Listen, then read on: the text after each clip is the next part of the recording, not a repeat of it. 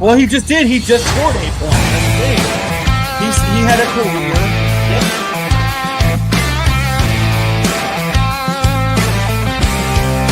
Every loss, the weight of every loss, dramatically changed the season.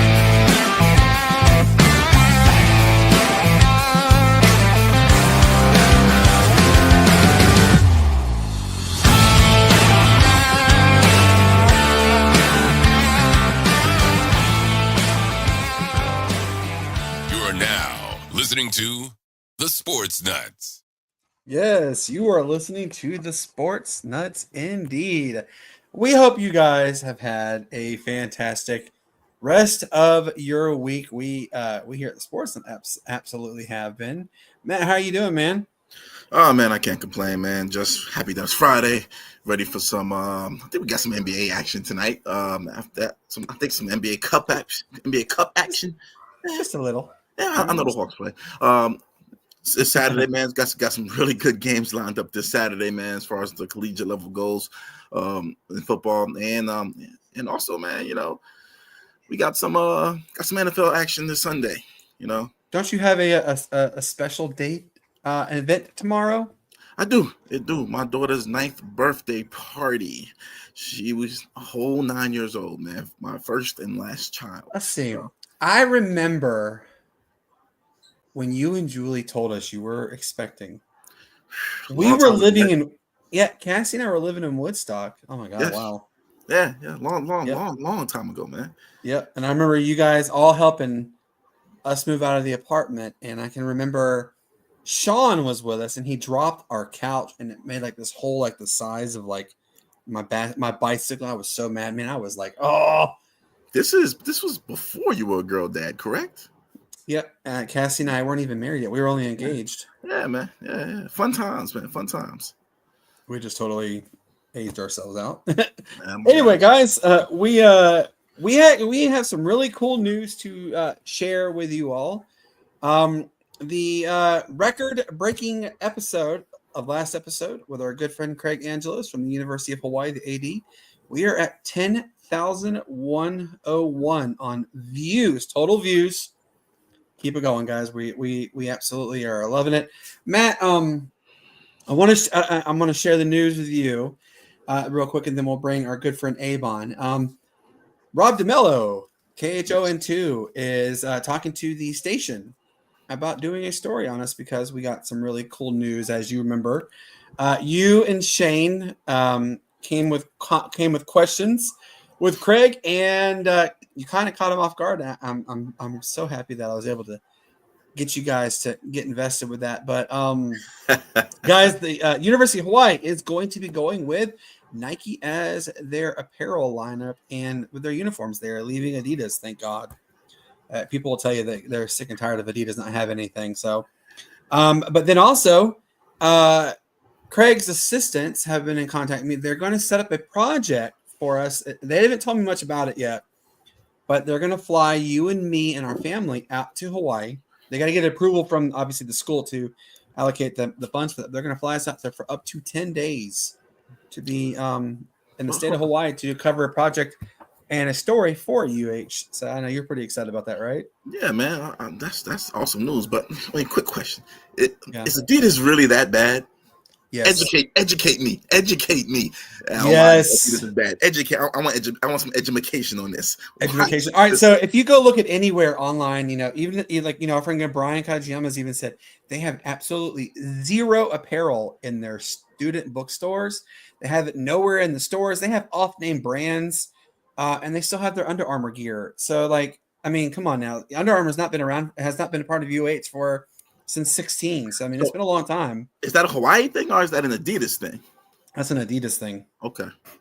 Yeah. And people, Adidas kind of just people view it as Adidas was just a fill-in is all it really was until they came back to Nike. And then another quick little news tidbit. WYFF4 reached out to me today, which is a NBC affiliate here in Greenville, South Carolina. Okay. Do you remember our good friend Mark Vaughn from Anderson University? I do. So they're doing a story with him and on him, and they may be bringing us on as an interview. So, yay for us. All right, guys. So we just want to quickly let you know, real little rundown. We have our good friend Abe Gordon of 92.9 The Game. He has graced us with his presence again. We always have a lot of fun with Abe. Abe's dude. I'm telling you now, he's probably going to think no, but Abe's elite. We actually rather enjoy having him on. He's sitting here smiling in the background, guys. But Abe is elite. We actually have so much fun having on him and with him on, and I'm just ready for it, But before we go any further, Matt, let's give a quick little shout out to our sponsor, Tequila's Grill and Easily. Look, guys, you see the tree behind me. Holiday season is starting to approach. Corporate events are going to be out there for holiday parties. Give Tequila's a call right now. The most authentic, affordable, and delicious Mexican cuisine you can find is Tequila's Grill and Easily. If you guys are even having birthday celebrations, they love to obviously they post a lot of their pictures and videos of the birthday celebrations. Give them a call today and get it booked. 864-307-8028, or better yet, go visit them, 5155 Calhoun Memorial Highway, Easily, South Carolina, 29640. That's Tequila's Grill and Easily. Matt, tell me how excited you are for some tequilas when you come up here. Oh, man, every time. Love everything that they have to offer in their menu. And they have great drinks. That's right. Hey, and they do have happy hour Monday through Friday. Buy one, get one 50% off. All right, without further ado, my friends, ladies and gentlemen, please give a round of applause. Our good man, Abe Gordon. How are you doing, brother? What's going on, fellas, man? I'm doing pretty good. Just ready for another weekend full of sports, college football, NFL, and just a couple boxing matches, MMA events, and the like. So we're here for it, man. That's right. We're ready for it's just something about when you have all these sports going on the weekend, it feels just right. You know what I mean? Matt and I call it the do or die, remaining weeks of college football. And it really is. It's like a make or break your season, really. And, then you have the NBA getting going. I mean, we have the in-season tournament I think, is it starting now or getting started? Yeah. And then, you have the heat and the thick of the NFL season going on. You have hockey that's getting going. And then, the Atlanta United, hey, they pulled literally the biggest upset, I think, in all of sports history. Do you agree on that one? I wouldn't say all of sports history, but I think you could maybe argue the biggest playoff upset in MLS history. I mean, you look at where those two teams were over the course of the season. Atlanta United not securing a spot until decision day. Inter Miami setting a single season points record in the history of the league. From that perspective, it was a pretty large upset. But Atlanta United had success against Miami in the regular season. I mean, they played them tough. It's a surprise, but I don't know. I wish I could tell you it took some miracle for them to win. It didn't. They just played their game. The matchups favor them for whatever reason. They're just tough for Inter Miami to bury, and it's been a fun ride. We say this all the time. Anybody can win at any given moment of any given day. The old saying, any given Sunday. And it's true. Anybody can win. It's just who gets hot at the exact right, perfect point. United got hot at the right time. They took them to 3 games everybody thought they were hoping. They probably think they were not going to do, but they did. And then they pulled the upset. I mean, I tip my cap to such an underdog in Atlanta United. And they play Orlando now, don't they? Yeah, they got Orlando City next weekend. It's going to be a Sunday 3:30 kickoff on the 24th. The thing about Inter Miami is they like to bury teams. When they get a 1-goal lead, it normally becomes 2 goals, 3 goals, and then they can play comfortably. Atlanta had them in this very precarious situation where even when they had a lead, they couldn't make it a 2-goal lead, couldn't get it to a 3-goal lead, and the pressure just remained on them the whole way through. Brad Guzan had played huge, made a couple mistakes, but still made up for him with some huge saves throughout the course of that series. So they'll get Orlando City, another team that they've had success with. That's who they beat on decision day to secure a spot in the playoffs. So no reason to believe that they can't stay hot and go down to Orlando and take care of business. They got that international break this week, so a little bit of momentum killer, but hopefully they can pick it back up. Now, is this round, is it the same best of three, or is No, this the we're on round? to one and done at this point. It's the Eastern Conference, Western Conference semifinals. There's no more series. It's one game. You advance or you go home. Ooh, it's gonna be a tough one. Hey, Yeah. I gotta ask you, should they have pulled a card for the player who shoved Guzan into the net the way he did? Yeah, Louis Campagna definitely should have been carded. There was some weird stuff going on, and it's Inter Miami, and I don't want to go all conspiracy theory wise, but it's obviously We know everybody wanted Miami to win. That's what everybody said. They wanted of course, the of Messi course. win. there's a big difference between wanting them to win and having like financial reason for hoping that they win. That's what Apple TV does. It makes a big difference for it not to be Inter Miami, unfortunately, on Apple TV side of things, but. Yeah, he should have been carded. There's no doubt about that. But look, Atlanta remained composed and saw that game out, and so they're advancing. Absolutely, and like I said, guys, we tip our caps to them. I mean, they were 34 points behind Miami. They waited. They had to go to the last day to clinch a playoff spot. They did it. They took them to 3 games, and they won the series. Congratulations. Regardless of what happens, heck, if Atlanta does pull the upset and they upset Orlando again, I mean, you really got to think, could Cinderella strike and we have another possible MLS Cup coming to Atlanta? I mean, we don't know yet. Obviously, we're not going to speculate, but there's always that possibility, Abe, did you happen to see this story that came out of ESPN about Walker Buehler or possibly being a target for the Atlanta Braves? I mean, look, I don't know how many off seasons I've sat here and watched people say this guy's a target for the Atlanta Braves, only for them to go shopping in the bargain bin. And look, if we're going to be honest, sometimes the bargain bin works out.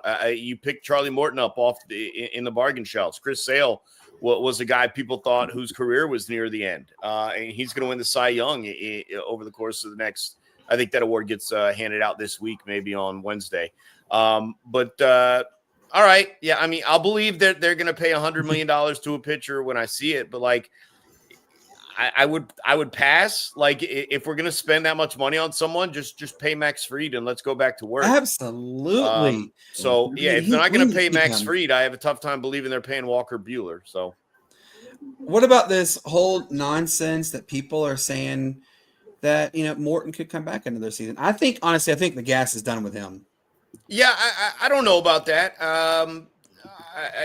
What you don't want to do is get into a situation where you have multiple pitchers whose arms you're trying to protect. Like you went through this whole season trying to save the arm of Ronaldo Lopez, and it still caught up with him eventually. Trying to save the arm of Chris Sale for a good portion of the season. I don't think you can also then add Charlie Morton into we need to give him an extra day rest and keep his arm fresh.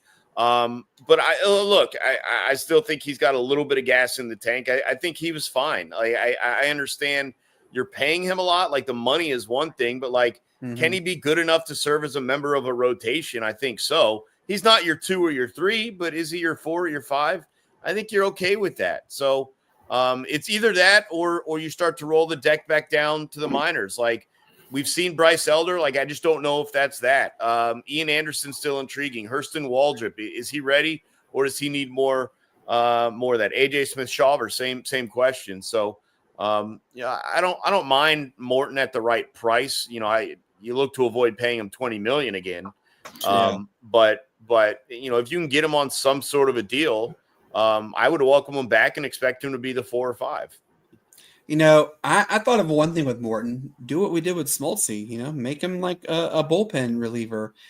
That extended Smoltz's career a little bit more, and Smoltz turned into a phenomenal closer. I mean, he's the first pitcher to be 300 wins and 300 saves or something like that. Now you'd be okay with him being a reliever, wouldn't you?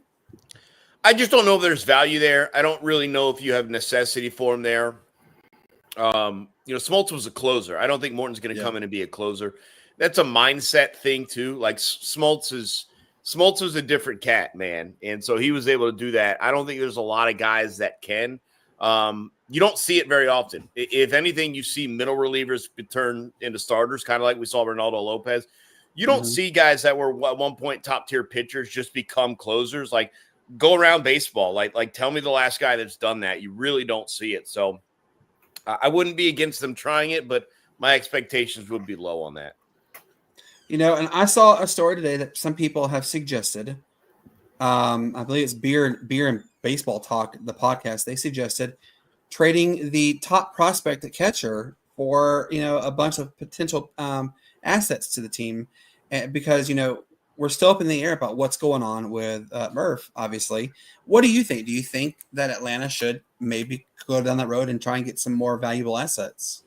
No, I think you're waiting to see how you play this year out, but I'm not getting rid of Drake Baldwin. This guy feels like he's a real piece of the future. You, in my opinion, you let Travis d'Arnaud go. He signed a deal with the Angels for a good bit of money, so congratulations to him. With the premise that Drake Baldwin might be on the rise here. I don't know if he's quite ready this year to be in a backup. You might want to keep him in the minors, let him continue to develop, and then he joins the year after. We'll see how they play it. And then there's always with Murph's injury history, you kind of want to be loaded in that position. You don't want to fall into a situation where you don't have anyone to go to. No offense to Chadwick Trump, like that's where we were this year. And so, yeah. I don't know. I also I don't know how much value he really is. I don't know how much you really need to add to the minor league system. Like, you could talk about assets all you want. Like, the Braves have what they need in the major league team. They need guys to stay healthy, and they need them when healthy to bruise only just as good as they're capable of. And I think if they can do that, they'll be just fine. So first order of business is getting Acuna and Strider back healthy. They're not going to be their opening day. We'll see how long it does take. But if you can get those guys back and you can get Ozzie can stay healthy and Riley can stay healthy, you get Olsen and Ozuna and Riley and all these guys playing. Murph can stay healthy and he can play. Michael Harris at times has been very good. I think you're going to be okay. It's not about adding more. It's about getting what you need out of the guys you already have. You hit the nail on the head right there. And one thing that, obviously everybody is a hope and pray is let's stop with this injury. Look, I said all year, the MVP, the unfortunate MVP was the injury bug. It won. And it took so much out of this team. Obviously no one likes to see anybody go down with an injury. And, I asked Matt this recently. We saw Shohei Ohtani had to have shoulder surgery. How good could Ohtani be knowing he's coming off of Tommy John? Yes, he had a phenomenal season as a DH, but then he separated his shoulder in the World Series. He's had off-season shoulder surgery. What could you see a realistic time frame for him to be back to his, quote, self with this second setback? I don't think the setback here for his shoulder is going to impact his elbow. I think he's going to be ready to go, certainly from the plate opening day. And then they may slow it down in spring training, and so the buildup might be a little bit different. And he might serve as a de facto opener, maybe going 2 or 3 innings, 4 innings as you build him up. I don't know what to tell you, man. Like, there's potential he wins, a Silver Slugger, an MVP, and a Cy Young all in the same year. Like, he can be that good. Maybe not year one, right? Maybe not in his first go-round against the National League as a pitcher, but I don't think he's going to have too many stumbling blocks. Like, he played with the injury to his shoulder and somehow found a way to get through. And Freddie Freeman played with some serious injuries as well, won the World Series MVP. So, they got a good training staff over there with the Dodgers. Ohtani's had this plan the whole time. They were comfortable allowing him to hit while working on that. And there were reports that he was even close to being able to pitch if the World Series had gone 7 games. So I don't believe that was ever going to be in the cards. I think Dave Roberts shut that down right before the World Series. But I think he'll be fine. He'll be right back there. Matt, go ahead. Yeah, Abe, speaking of injuries and things like that, what you alluded to, Acuna. I know the last this is what his second major injury, the same injury to this that he had to the same was it knee or it was knee, correct? Yeah, it's an ACL. Yeah. ACL, yeah. Do you think we're gonna get the same Acuna back, or is this kind of the beginning of the end? Luckily, the Braves were able to, draft well and make the moves to put the supporting class around, like to put Austin Riley and to have, Albies around them and things like that. But as far as Acuna goes, what do you think? Which Acuna do you think we're going to get? Well, I'm going to answer this question in two ways. The first thing is Acuna is so uber talented that if he needs to change his style as a player, especially at the plate, I think he can do that. If he wants to bulk up a little more and add on power, maybe sacrifice average and speed, I think he can do that. But I don't think you're going to ask him to do that. I think that's something that's going to come down the line in his future, and I think we see that with a lot of base stealers. I think the fact that he recovered from one ACL injury and then went a 40-70 tells me all I need to know. Like, I think he's going to come back and be exactly what he was, and maybe even quicker than he was, not in terms of speed, but in terms of his confidence in himself. He's been through the process once before. He's kind of familiar with, I don't feel stable, but they tell me I'm stable, and am I stable? And then he runs and like, I'm stable. He's been through that, and I think there's a mental battle he's fought already once that maybe will get him up to speed a little bit quicker this go around. But yeah, I don't expect that he will be different, but I do also think that if he has to play different, if he has to become a different player, he's so uber talented that he can and still excel and be one of the best players in this league. Obviously Acuna is like a once in a generation kind of style player. Yeah. Do you think his brother Abe is the same way? Or I didn't get a lot of chance to see a lot of his brother play, but from what I did see, they almost have the identical batting position. Do you think he could be, the it factor for the Mets? And I think he's a good prospect, but I mean, like you said, like Acuna is an MVP caliber player. Luis Angel is a good player. I think he could find a starting role potentially there in the middle infield. But no, I don't think he's going 40-40 anytime soon. I'm intrigued to see what happens this offseason with Atlanta, and then of course the season with the Braves. Baseball, it comes really quick. Up here we've already got Clemson's baseball schedule released. We just got Clemson's softball schedule released. So baseball is going to come faster than we can expect, and you just got to be prepared for it. So let's switch gears and let's talk about the disappointment that happened last Sunday. With Atlanta. I mean, you're playing the dumpster fire organization in the Saints, which they're still the same organization. I've always loved seeing the Saints fail. That's day one as being a fan, obviously, but you had so many opportunities. Obviously, a lot of people feel that Koo is seriously regressing. I'm not in that ballpark yet. I think he has taken a slight step back, but a lot of the things it's mental with him. He did leave 9 points off there. One of them was blocked, but so in theory, it's 6 points he left off the board. But Alvin Kamara dropped a surefire victory catch. You were given a great opportunity. And I've said this a lot. When Atlanta has their backs up against the wall, it's like they struggle to get that extra momentum just to get them enough to get where they need to be. And, it's disappointing to see what happened. What are your thoughts on, with Younghoe Koo, and then also with the fact that the momentum, they can't get that just enough momentum? Yeah, and I look, it's tough to call it a one-off because you also looked pathetic against Seattle a couple weeks prior. But like, I also don't think that the Saints are really a 2-7 team, like a team that loses 7 in a row. They have one of the better defenses in the NFL still, even after trading Marshawn Lattimore. I mean, he was injured. He wasn't playing for them anyways. We saw that. He's not playing for DC, at least not yet. So they have one of the better defenses to begin with. So I think their record and the losing streak was a little bit misleading. I know it led to Dennis Allen being fired, and that was only a matter of time anyways. But look, I think the Falcons are a good team. They're not a great team. And I think they need to bring a little bit more if they're going to win games. Do they need to have their best every single week? Probably not. I think they can win games when they're playing well, but they're not going to win games when they're playing poorly. And that's what you got against the Saints. And I think that's going to happen over the course of the season. You just have to put it together and make sure 1 doesn't become 2 and 2 doesn't become 3. And they're going up to Denver to face another team that's going one of the better defenses in the NFL, an offense that feels like you can get a handle on it, though. And so Kirk Cousins, the offense for the Atlanta Falcons, has to be a little bit better.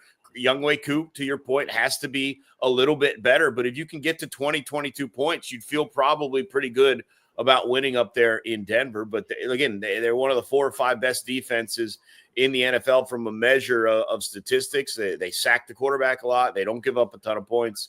And the big thing for them is Bo Nix is not turning the ball over like a lot of rookie quarterbacks would be. So, I just look, we're not going to overreact to a loss against the Saints. It's pathetic. It's frustrating. No one's happy about it.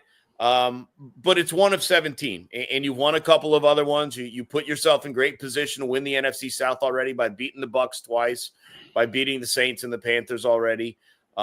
You're in decent shape, and so we're not going to let one bad loss bury the season or bury this team. But again, you need to pick it up on the other side. You looked bad against Seattle. You came back the next week. You found a way against Tampa, and you got to do something like that to remind yourselves, especially heading into a bye week on the other side, that, hey, we're still a pretty good team. We can win games in this league. So you got to go do that against Denver and just move on. I know it's like the biggest cliche of just like, we're moving on. We're looking ahead, not behind. But look, this team's not good enough to run 14, 15 straight wins. And so they're going to have a game like that here and there. You just have to deal with it, learn from it, and be better the next week. That's what we're hoping. Absolutely. And it really is a tale of, the old stupid cliche, go 1-0. You really have to stop focusing on the overall, this game could be the win, that would be a loss. And there's a lot of fans who do that. They pick out the schedule. Oh, I mean, you probably have seen like 100 of them that say, oh, Atlanta's going to win X, Y, Z in this game and lose that one. That's a surefire win that, obviously there are some games you can guarantee it's going to be pretty much automatic with a victory. Obviously the situation that's going on in Carolina. Look, Carolina is that they have to get things right. And, they have an owner who's trying to be like Jerry Jones, where he sticks his nose where it doesn't need to be all the time. And, I'm not saying Carolina is never going to be good. They will be good eventually. It's just not with that owner. They're not. Yeah. No. I mean, you don't have to soft sell that. I'll stand by that. As long as Tepper is owning that team, they're not going to be anything special. We have a good friend of ours. His name is Coach Vince. He there's that whole video that Cam put out on there about how he went to the Carolina Panthers facility. Roddy White even commented on it and said how there's no pictures of Cam Newton around. And I was like, look, I was never really a big fan of Cam Newton. He did good things and great things at Auburn. He did good things for Carolina. But one thing that will always stay over Cam Newton's head is the inability to dive on a football in a Super Bowl. And there's so many people who post that get that GIF up on there that shows him and then pulling away from it. And it's obviously fresh in the minds of Carolina fans. But you're right. I said, Vince, the team will not be good until Tepper goes away. And, we up here have mentioned many times, Dave Tepper has come out and said he hates the South. He wants to move the team. He's what he has said. He completely took away the them practicing down at Wofford, and that was a big staple for up here. People they would earn a lot of revenue with the training camp up in Spartanburg, and now he's throwing drinks on fans. He's going to restaurants in North Carolina who put signs up that say basically keep your nose where it needs to be, not where it's at. And he comes and he flips hats off of them and threatens to shut them down with their reputation. He's just a bad individual. And, other than, Jerry Jones, which everybody has said Jerry Jones sold his soul to the devil to get those championships in the early 90s for Dallas. Could Tepper and Dave Tepper and Jerry Jones kind of be like the same of each other? No, Jerry Jones has won before. Tepper ain't done nothing. That's true. And Jerry Jones is still trying to win. I could argue that Dave Tepper is not actively trying to win right now. So that is true. And you actually could theoretically say it. Matt, you've even said so yourself about the whole CJ Stroud, Bryce Young issue. What do you think about that? Do you think, Abe, that Carolina was stupid and passed on I think honestly CJ is a better talent-wise than Bryce Young. What do you think? Well, look, we don't need to go back and play it back. I disagree with anyone who just looks at what's happened over 2 years and be like, they made the wrong decision. Like, there were plenty of people that said Bryce Young was the pick. There were plenty of people that said C.J. Stroud was the pick. There were plenty of people that said neither quarterback is worthy of the number 1 overall pick. They should take a defensive lineman or whatever. I mean, it doesn't matter. I mean, they've surrounded him with nobody. The Texans have done a great job bringing in a young receiving core to help out C.J. Stroud, bringing in running backs to help out C.J. Stroud, and offensive line to help out C.J. Stroud. Like, with the exception of the running back discussion, which I think the Panthers have done an okay job of. I'm a big fan of Chuba Hubbard, and we'll see what Jonathan Brooks has. Like, they don't have a lineman. They don't have any weapons. They're not helping out Bryce Young. It's not like Andy Dalton came in and lit the sky on fire. It's not a Bryce Young thing. It's a franchise situation. The head coach last year wasn't there to help him out. Hopefully Canales can get a little more out of him. But, they're not exactly doing a lot to help this guy out. So to sit here and just like solemnly swear that they made the wrong pick, like it's just tough. Every situation's different. Like, C.J. Stroud would not be rookie of the year in the MVP discussion if he were in Carolina. And Bryce Young probably wouldn't have like 3 career wins if he was in Texas. He'd probably have a couple more. So, it's not like you just take one, switch out the other, and everything's all fine and dandy. That's true. Matt, go ahead. Yeah, I got to agree with Abe here, man. I mean, if you flip their roles, man, I mean, it probably will be kind of similar to what it is already. I mean, they have no weapons there, or they haven't aged Adam Thielen if he's still there, not hurt yet. I mean, they really gave him nothing, man. I mean, so I don't blame Bryce Young for that. At the time, Bryce Young was more than likely the consensus number 1 pick. I mean, he had a heck of a college career. You can't deny that. Or he had a solid college career. You can't deny that.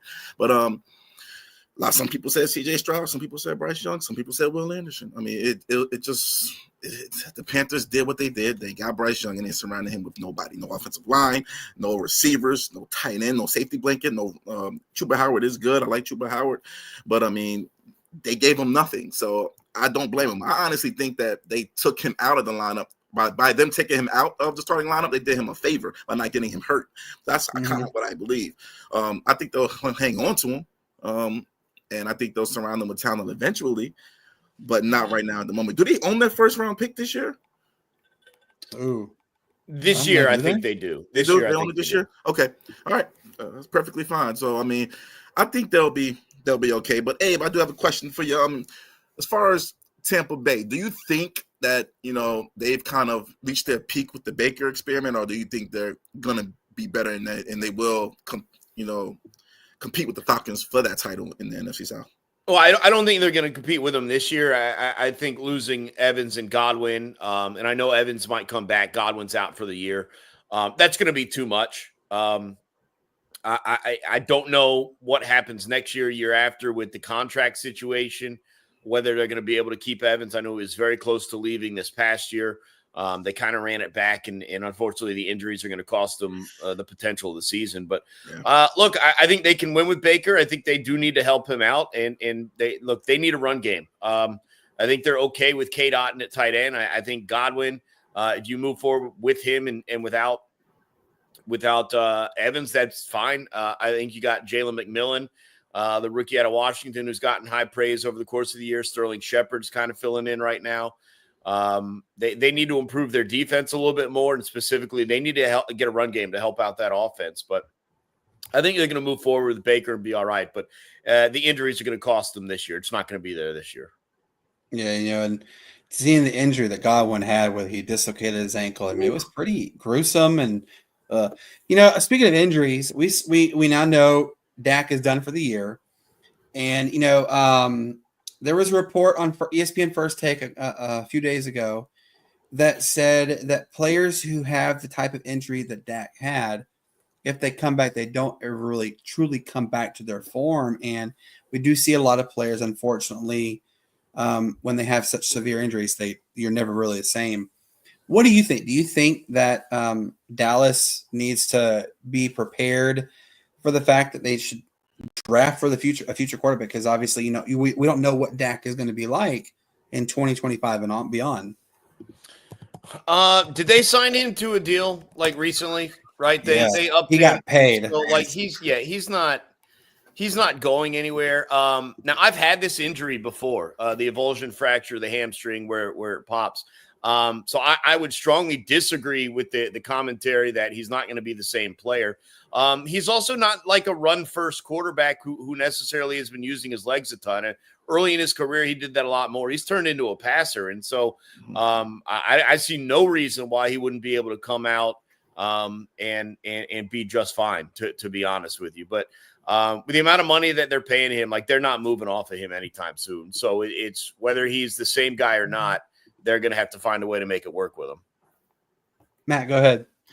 Okay. Staying in the same division, but moving to a different team. Well, actually, this involves two teams in that division.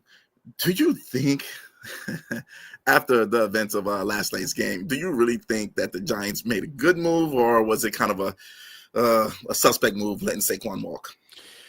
Well, no, it's not about the Giants. It's more about the Eagles' acquisition of Saquon. Like, put Saquon back on the Giants. Like, what are they going to win? 7 games this year? Like 6 games this year instead of 3? Like, what's the difference? That team's not going to the playoffs with or without Saquon.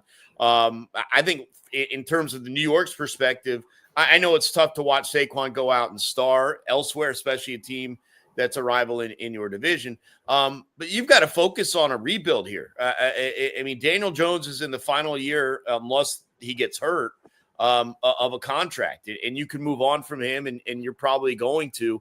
You're looking at a complete restart, and you got some good talent on the receivers. You got an okay offensive line. You got a pretty good defensive line. So you've got some nice building blocks there with the Giants. You got to get a new head coach. Dayball's going to be gone at some point. You're going to get a new quarterback.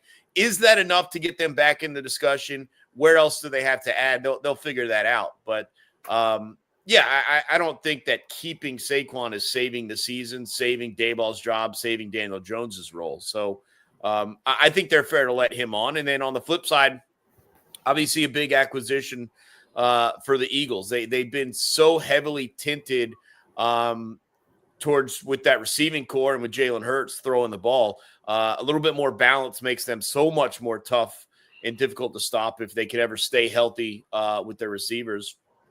And they got that young, strong defensive line that continues to get younger. Brandon Graham's going to step away next year, and they'll replace him. I'm sure they'll find someone out of the University of Georgia to draft. Pretty much. Throw him in that mix. Quinyon Mitchell.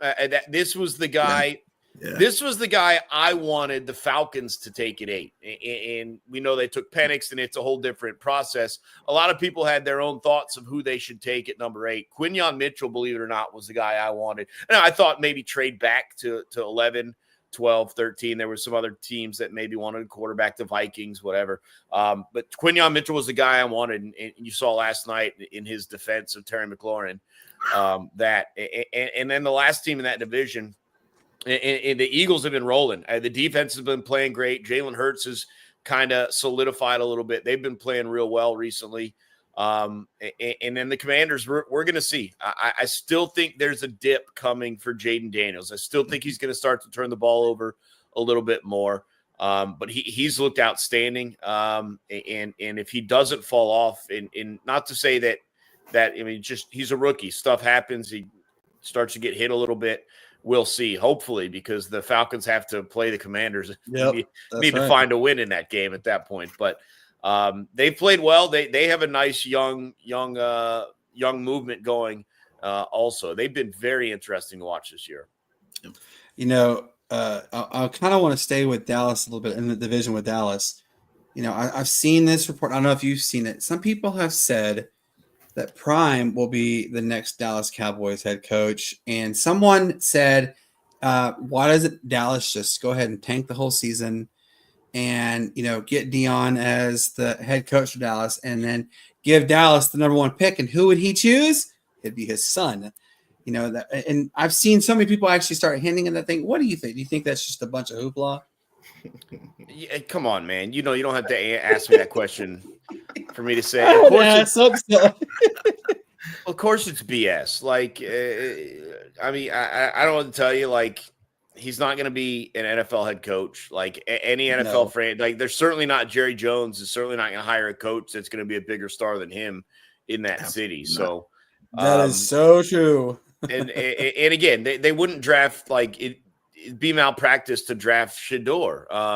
Not that I don't think he'd be a good player, but you're stuck with Dak Prescott for 3 or 4 more years with a massive contract. Like, you have no use for him. Like, if anything, like, Dion should be the head coach of the Cowboys and with the first overall pick draft Travis Hunter. Like, that would make a lot of sense if we're going to be honest. I could see that. But taking Shador wouldn't make any with Dak right in line. It's so funny. You see people left and right just throwing random. No, you see that stuff, man. Like, we don't see that stuff. Yeah, we bypass it. We bypass it. We follow real accounts with sources and actual takes. And you send us blog posts from Jimmy Joe in his basement making up stuff. Like, you see that, man. We don't see that. Not his basement, his mother's basement. Yeah, of course, his mother's basement. Don't put that on. Don't put that on the whole group of us Sportz Nuts. That's what you see. All right, so let me ask you this. Obviously, Dan Quinn is Dan Quinn. We know what Dan Quinn has done with defense-wise. You're right. We've seen crazy things happen with I still call it the Redskins, but the Commanders. And we saw there's this term that's been mentioned with NFL Live, with 60 Minutes, everything. It's called the Hail Mary hangover. There was that had to be the absolute ridiculous Hail Mary I have ever seen. Like, the dude literally was taunting the fans, turns, I got to go play. And he bats the ball right to the other player's hand. And since then, Chicago has fallen way off the rocker. Do you think that, that it is a real thing, the Hail Mary hangover? Because, we haven't seen Chicago do anything good since that game. Well, let me address the player who was chatting with the fans. Like, here's a hot take. Like, everyone wants to get all hot and bothered by it. That didn't affect the play at all. Like, he was in position. He made the play he was always going to make. It turned out not to be a good enough play. But all that stuff, it didn't actually change anything. It's not like he didn't get to the ball in time. Like, it didn't change anything. It just happened. So whatever. That being said, no, I don't think it's a real Hail Mary hangover. I think Caleb Williams had a slow start to the season. He adjusted and looked okay, looked good for a couple of weeks, and the league has now adjusted back. I think we see that a lot more in baseball, right? With young pitchers who have 3 or 4 games, they come out, now there's tape and teams start to get a read. And then the rest of your career is the adjustment game. They adjust to you, you adjust to them. Now, I don't think the rest of the NFL career is about adjustments. At some point you become what you are, and defenses can only do so much to stop you. But yeah, I think a lot of that is just leagues have adapted and adjusted to him, and he's struggled to pick it back up. He doesn't have connection right now with DJ Moore. That's a problem. They're not very good supporting him in the run game or on the offensive line. He can be better. There's no doubt about that. But I don't think the struggles are really based on the fact that they lost that game at the end on a Hail Mary. I think it's just he started slowly. He sparked up for a couple of games, and now he's kind of back to where he was. We still don't really know which is the real Caleb Williams, the one that looked better and improved and was worthy of a fantasy start, or the one who's watching his punter kick more than he's got touchdown passes. Yeah, didn't one of them say didn't he say in the beginning of the year his punter needs to get used to watching him more because he's not going to play as much? Yeah, pretty much. Yeah, something along those lines. He was talking trash and it backfired. See, I have to agree with Abe here, though. A point that he made, man. They're not giving him support in the run game, and you're seeing that a lot nowadays because of this "quote unquote" running back by committee. They're devaluing the running back, so now you don't have these franchise backs like a Derrick Henry to take the pressure off of these young quarterbacks, man. And now these young quarterbacks are thrown into the fire, and then you get Caleb Williams. Mm-hmm. Yeah, and you get so many teams that are so focused on can they finish drives with runs, and they get maybe a guy that's a bruiser that can get 2 or 3 hard yards. 2 or 3 hard yards is great when you're at the 4 or you're at the 2 and you need to punch it in. It's not great when you're at the 24 and it's 2nd and 9 and you hand the ball off and now it's 3rd and 7, 3rd and 6. I think there are teams that do it well. Obviously, the Falcons with Bijan Robinson, you've got Jahmyr Gibbs, David Montgomery combination, stuff like that. But you can't just have a guy that can punch it in the end zone. You got a guy that can get some hard yards in the middle of the field too. Mm-hmm. Absolutely. Let me ask you this, Abe. I don't know if you have been keeping a real close eye on the NHL, but Winnipeg, the former Thrashers, they did something that no team in modern history, from what I've heard, has done. Is they won 15 of their first 16 games. Like, do you ever recall any hockey team, ECHL or AHL or even NHL that won 15 of their first 16 games? I mean, no, when I lived in DC, the Capitals were good for a stretch. When I lived in Tampa, the Lightning was good for a stretch. I'm sure they probably had runs like that. These runs happen over the course of the season. It just sticks out when it's at the start. We made such a big deal about the Braves getting off to 12-0 start or whatever it was a couple years ago. And they've had 10 or 12 game win streaks over the course of the season a couple of times. But when it starts the year off, like the Cavaliers right now are 13-0 in the NBA, it's always a bigger number at the start of the season than if it gets buried in midway through. But and they're not exactly like separating Winnipeg. There's a couple teams like hot on their trail still. I mean, they've played more games. Minnesota's though right there as well. They're 11-2 and 3 overtime losses. That's the big difference between Winnipeg and Minnesota right now. You mentioned the Cavaliers, and I asked this question to Matt recently. If you were to tell me you had Damian Lillard and Giannis Antetokounmpo on the same team and your head coach was Doc Rivers, would you at the time only have been with only one win? It's hard this season. Yes, it's still very young. I mean, you look at the standings. Look, the Raptors, they're 2-10. The Wizards, they are the Wizards. They're still pretty bad. They're 2-8. But I'm still having a hard time accepting that, Milwaukee is as bad as they are. I mean, they're not bad, but they're just not. Do you think Doc Rivers is the issue? From what it sounds like, there were assistant coaches that were the issue, and it's tough to really get a read on what's real and what's not. You hear coaches share their side, you hear players share their side, and you hear reporters give kind of background stuff. But there's definitely something off in the relationship between the coaching staff and the players, and they better figure it out because Giannis is going to ask out, Lillard's going to ask out, and then you're going to be left with Doc Rivers and no talent. And that's certainly not something you want. But look, it's a long season. Teams have gotten off to slow starts before.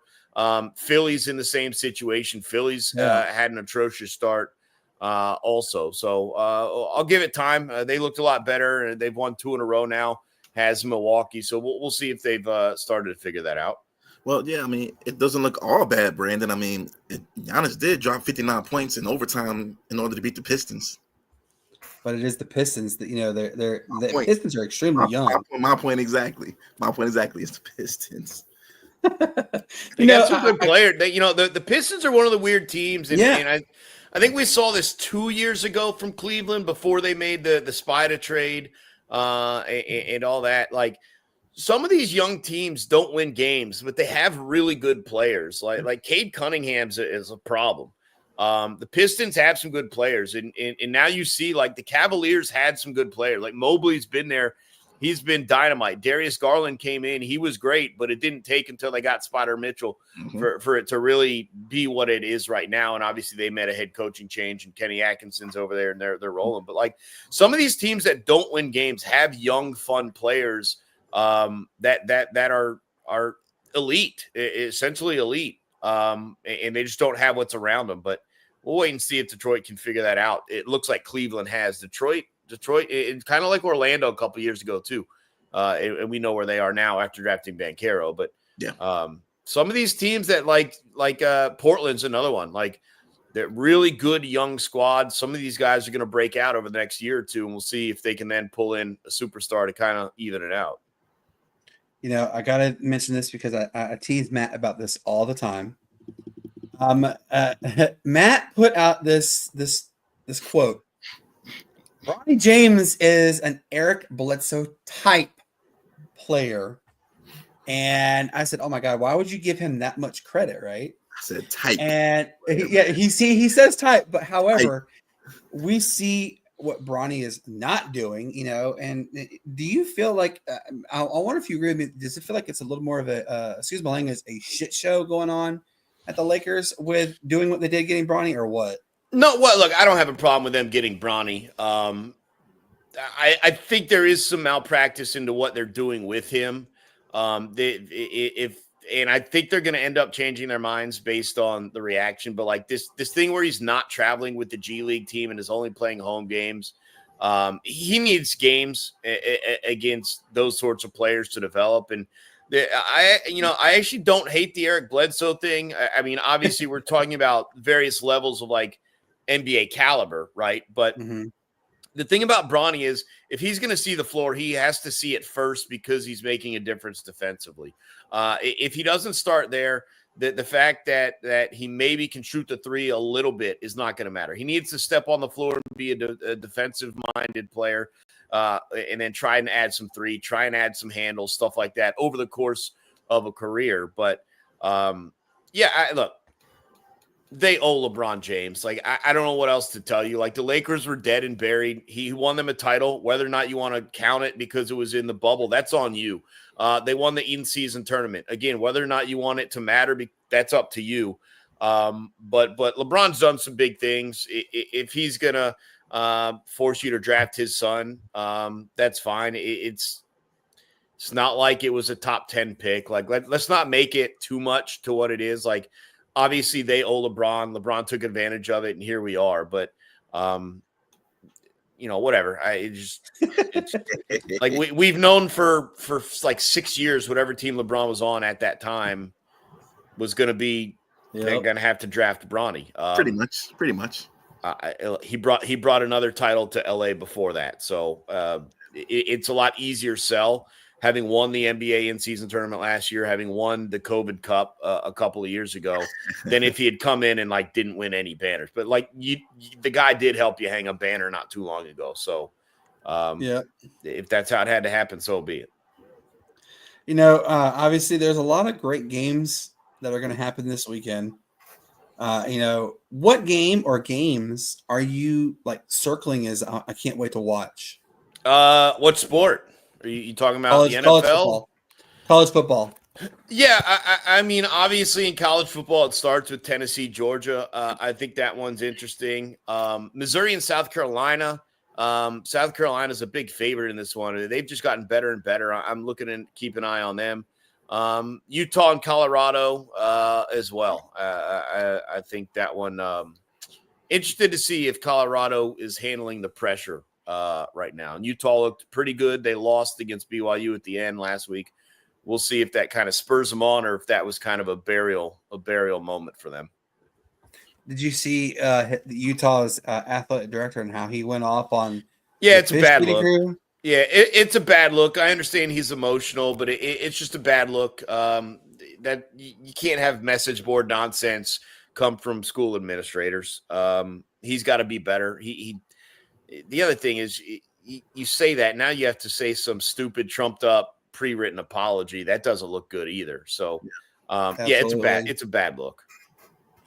I got to ask you this, Abe. Who are your surprising college football teams this year? I mean, obviously Matt and I, we've mentioned this several times as Army and Navy, but who are your like surprise teams this year? Like they're blowing your socks off. Like, I can't believe I'm seeing them be this good. And then give me like one or two teams that are like, I can't believe they're doing this. They're really this bad.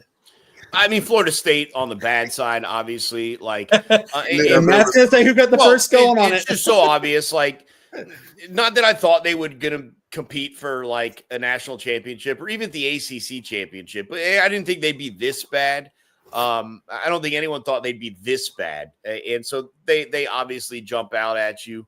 I'll have to think about who else is letting me down in terms of the surprises. The school I went to, my alum, obviously Indiana is outperforming what anyone would have thought or expected.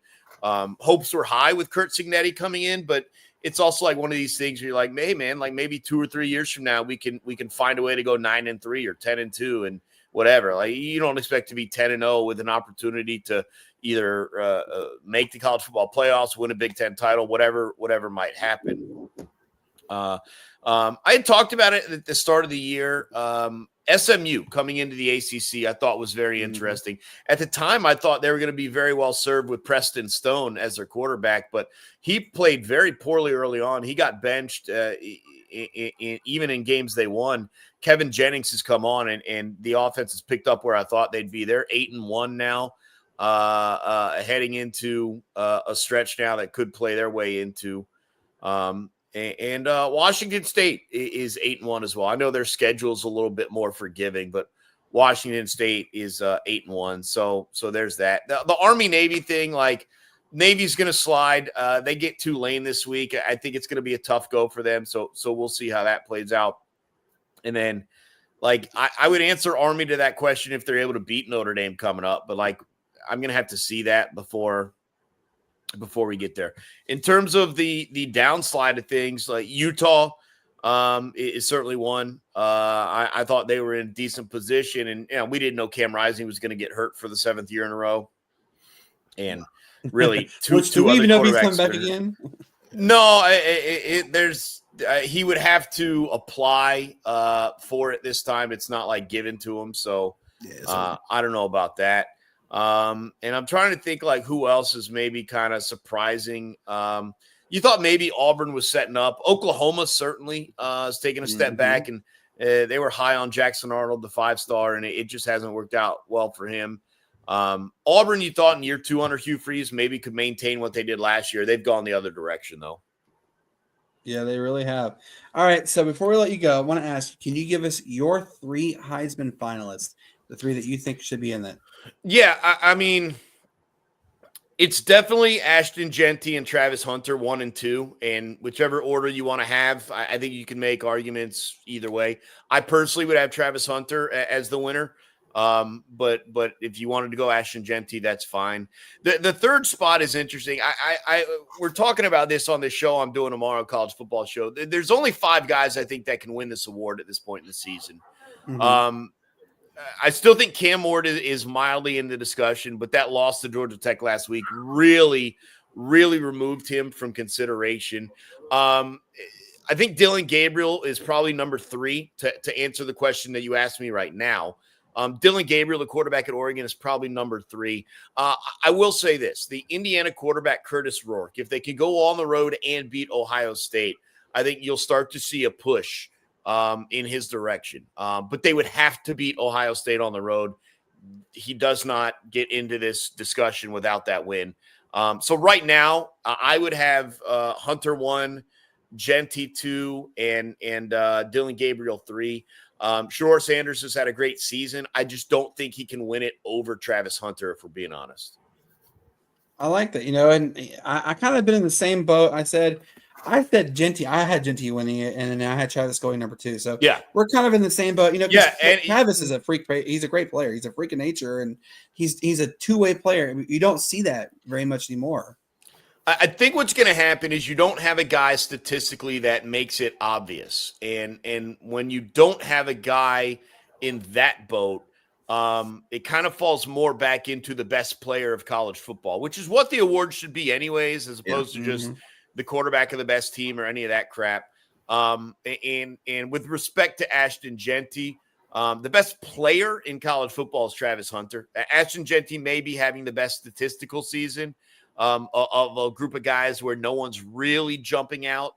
But Travis Hunter's the best player in college football. It's going to be interesting to see how that gets weighed. It's also going to be interesting to see that both of these guys are mountain time zone guys. They're kind of in the same group. And so there's really not anyone in the Eastern or the Southern or the Midwest to steal votes from them. And so they're regionally, a lot of times people split votes. I don't know if you have that this year. It's going to be very interesting to see how it gets covered. Do you think Genty breaks the record? I'd have to go back and look at how far away he is and who he's playing. I know they get San Jose State this week. I think he had a shot earlier on in the season, but there's too many games where he had like 12 carries for $170 and 3 touchdowns in the first half. And they're like, we're not playing you in the second half. We're up 31 points. And like I said it back then, like, hey man, like This guy's going for a Heisman. Like, if he's got to get the ball 35 times to run for 319 yards and 6 touchdowns, like, then let him do it. Like, you're potentially costing him the Heisman in these early blowouts. And obviously you're trying to get him through a season and you got to win games and blah, blah, blah. But like, as good as the season's been, like, there's definitely potential for it to be better if you didn't bench him in blowouts. And hopefully that's not the reason he doesn't win it. Absolutely. And only time we'll see. Look, I'm not a big fan of, Boise. I've never liked Boise State. Just never have. Even when they won the Fiesta Bowl with the Statue of Liberty play, I'm still not a big fan of them. But I'm cheering him on. Hopefully he breaks the record. But do I want Boise State to get into the 12? No, but they're probably going to, just by sheer point of the fact that they are very high ranked, and it is Boise. But we'll see, and it is what it is. But now I will say this real quick. I did hear people are all around are saying that that there is some type of quote conspiracy going on, that it's going to be like 9 SEC teams that are going to somehow get into the 12. And obviously I don't think that can happen, but what do you think? Is that what you heard? Is that what you heard? Is it yeah. It's the same people who wrote about Deion being the Cowboys head coach? No. I've heard people say that they should get 9 in. No, man. Like, it's going to be maybe 4. Like, who would you put in there? Who would you put as your 4? The winner tomorrow between Georgia and Tennessee will get in. Yep. Alabama, Ole Miss, and Texas. And then we'll see what goes down with tiebreakers and all sorts of weird stuff between like LSU and Texas A&M. But my 4 would be the winner between Tennessee, Georgia, Ole Miss, Alabama, and Texas. Yep. Somehow that Alabama, they stick in it no matter what. Always in it. It's always been. Well, now you got Alabama, this weird thing where what. Jalen Milroe showed up last week and they're like, hey, we're going to have you run the ball today. And he's like, cool, man. Shouldn't we have been doing this all season? And the coach is like, probably. My bad, bro. And now we don't know what we're getting from Alabama. I've said it for weeks now. Like, why is Jalen Milroe not running the ball? He ran the ball last week, and they beat the hell out of LSU. So, yep. We'll see if they continue with that. Absolutely, we will see. And it's going to shape up to be a fun backside of the season, and I'm looking forward to seeing who makes the 12. I mean, it's anybody's game, really, and you said it. We'll see. Abe, I want to say thank you, man. Like I said, I love having you on. And when I said in the beginning, you're elite, it really is like elite having you on. You're a busy guy. You take time out of your schedule to come spend an hour with us. Like, I mean, that's very thoughtful. I really appreciate it, man. And I'm gonna have you on again soon. I can't wait for it, man. Look, I only joined because I knew there'd be a 3-hour build-up before Tyson and Paul actually fight. So we had some time to kill. We got the undercards on. But as always, Matt, Brandon, appreciate you guys having me on. It's always fun to catch up and just shoot the breeze on whatever's going on with sports. Will do. Hey, go and go have a nice drink, man. You've had a long week. You deserve it. And enjoy your weekend. Please enjoy your weekend. Sound good? Yeah, it'll be fun. I got a lot of work, a lot of shows coming up, but look, we got plenty of sports to touch on, so it'll be easy work, as they say. Well, hopefully, when I text you on Sunday or Monday, it's for a Falcons victory. So that'd be nice. That'd be nice. All right, Abe, you take care of yourself, my friend. All right. Yeah, Matt, Brandon, thanks again. Appreciate it, fellas. Absolutely, dude. I love having. It's so much fun having Abe come in. It really is. Yeah, it is, man. All right, Matt. So let me ask you this, okay? It's, what I'm going to say. This would be a huge. Obviously, I don't think it's going to happen, but this would be like an epic upset. Our good friend Jason Barfield is down there in Kennesaw right now, right? Mm-hmm. Sam Houston State's playing Kennesaw State. That would be an upset of epic proportions if Kennesaw State were to pull out the upset. You know what I mean? Yeah, man. I don't know exactly what you mean, but unfortunately, I don't know. Fortunately or unfortunately for who or whatever, but I just I don't see that happening, man. I don't see that happening. I don't see that happening. Yeah, I don't either. But then there's also the question that comes to mind, and I gotta bring this up because look, SoCon, they're not a bad conference. Yes, there is an FCS conference, Mercer is traveling to Alabama. Mercer is 9-1. They're going to win the SoCon. I think they've already clinched the conference. But Mercer's 9-1 in what? 9-1 in FCS play. Really? They are traveling to Alabama, which Alabama's 7-2. They're number 10 in the country. But I mean, Mercer could make a little noise and make it interesting. I mean, heck, even if they lose, ultimately lose to Alabama, but they make it interesting for the first half. I mean, I would go ahead and say, the FCS FCS better watch out for Mercer. You know what I mean? Yeah, man, and they better watch out and make sure they do not harm our future doctors over there. We need those guys. We need them. For those who don't know, Mercer is located where, Matt? Here in Georgia, the Mercer Bears, Atlanta. Yep, they're located. Right up the street. Well, Shit, they're Macon, but not that far. But well, they have an area over here, or how schools in Georgia do. Yeah, the campus is there, but they also have a campus in Atlanta. They all have. Just so you know, Reinhardt has a campus in Fulton County, y'all, and Reinhardt is located in Waleska, Georgia, which is middle of nowhere. And the fact that they have a campus in Fulton County says that Matt's telling you the truth. Look, Matt, you probably have run out of fingers and toes at how many Georgia perimeter colleges for Georgia State there are. There's like 100. So it's like all Georgia perimeter. So Georgia perimeter is no more. Is that true? Yeah. It's Georgia State College it's the perimeter, Georgia Perimeter College of Georgia State or something like that. It's something like funky like that. But it's Georgia State though, pretty much. Yeah, it's all Georgia State now. Wow, that's crazy, man. I remember I went GTC. I tried to walk on a Georgia perimeter, man, and I would have did it too, man. But I missed a tryout. Missed tryouts, man. Walk on for what? The curling team? The basketball team, man. The basketball team. No, it's the curling. Come on. It was the basketball team. I remember I did my thing there, but I just happened to miss a tryout.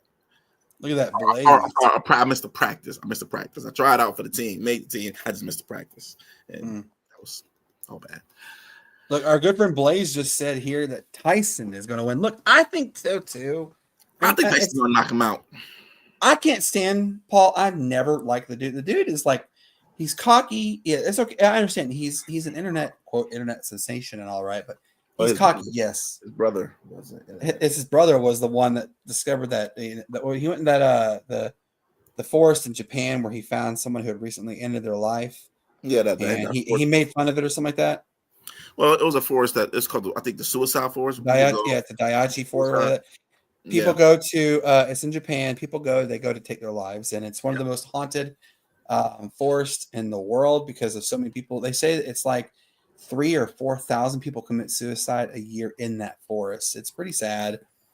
Obviously we don't want anybody to. If you are suffering from mental health issues, talk to somebody. Look, I suffer from mental health. I have bipolar disorder, more specifically bipolar depression.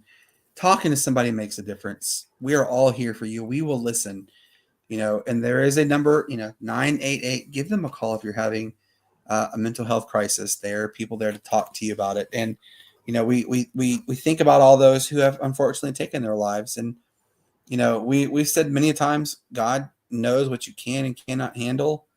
So, if you're thinking about, harming yourself, give them a call at 988. Talk to the suicide prevention line.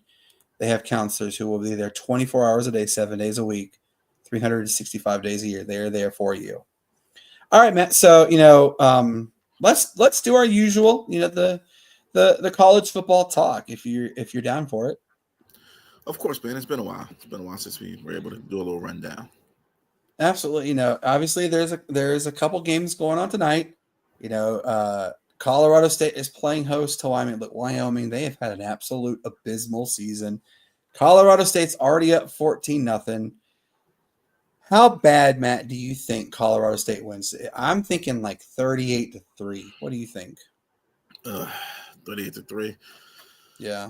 I say they take their foot off the gas a little bit, man. I give them 31-0.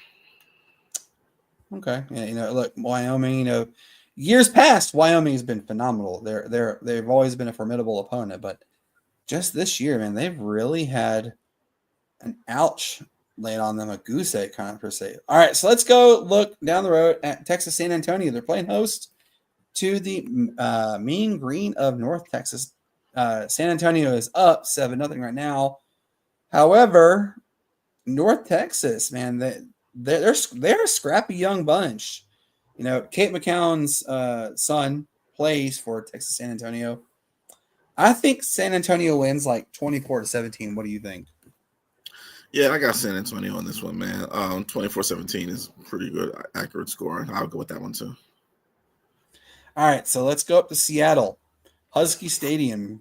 UCLA playing Washington. You know, Washington, they are favored by 4.5. UCLA, I don't even know what really to how to comprehend their season. They're projected to be really, really bad, and they've surprised a lot of people. But I think Washington, though, look, and Matt, if you want to go, I've seen tickets as low as $4. So if you want to go, get on the plane, hop on over to Seattle. You'll get there, after the game's over, but you still got a ticket for $4.